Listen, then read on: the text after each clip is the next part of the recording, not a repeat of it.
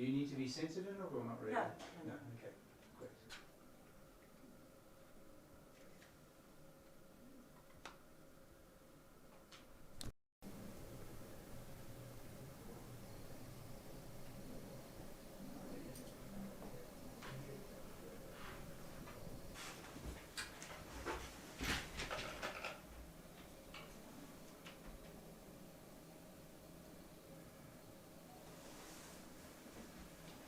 Via Paris, where one of his great friends, Princess Mary Bonaparte, who'd actually helped get the visas. The kind of item that was perfect for someone like Freud, in that it was a scholar screen, it was meant for a kind of an academic to have on his desk and really reflect and create this space of contemplation and reading and knowledge and everything like that. So really it fits Freud perfectly, but unfortunately he never said why he liked it so much.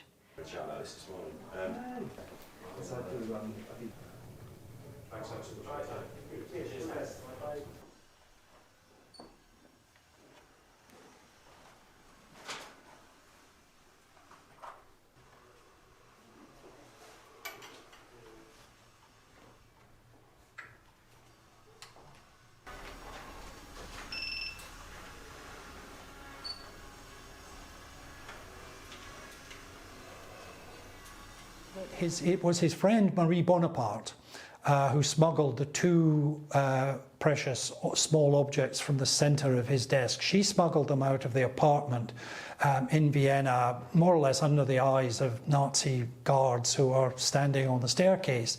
Very ill, he'd been suffering from cancer for years, so he was very frail, and he was in his 80s. But he was at Green Crematorium, which is just a mile or so.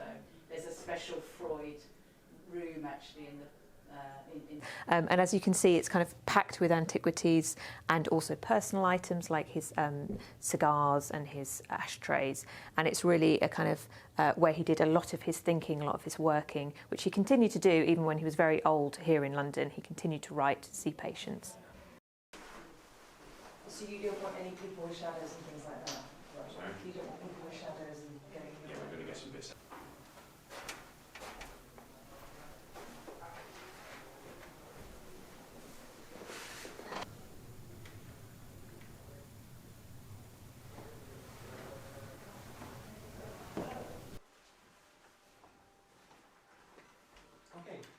Morning everybody, thank you very much indeed for coming.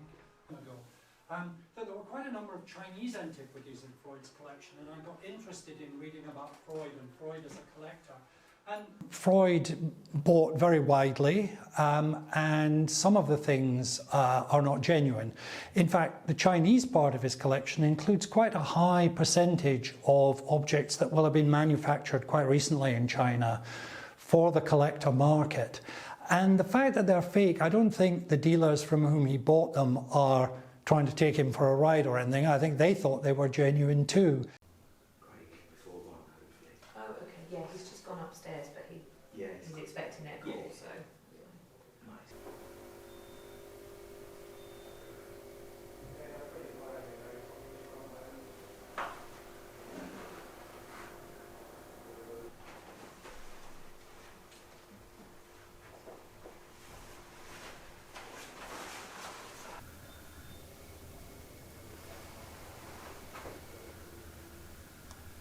He's got a very tortured facial expression, which looks, when you look at it now, like an expression of pain and suffering, but really it's an expression of sort of fierce shouting and intimidation. But the kind of emotional intensity of this object speaks to me a lot.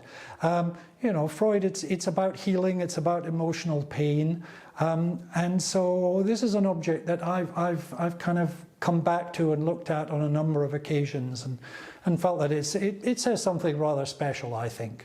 What is it? Another black one. Yeah. Yeah, you wanted to put more, but Yeah. I need to transfer the case.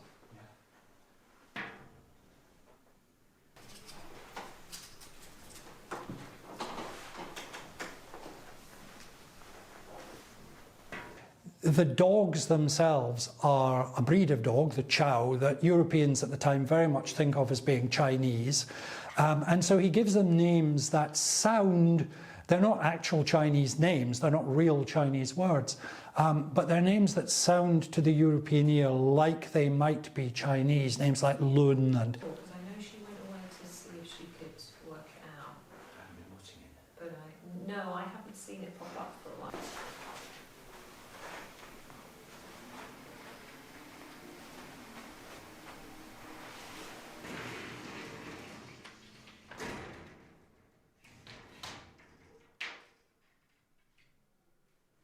to do with what comes on the art market at the moment.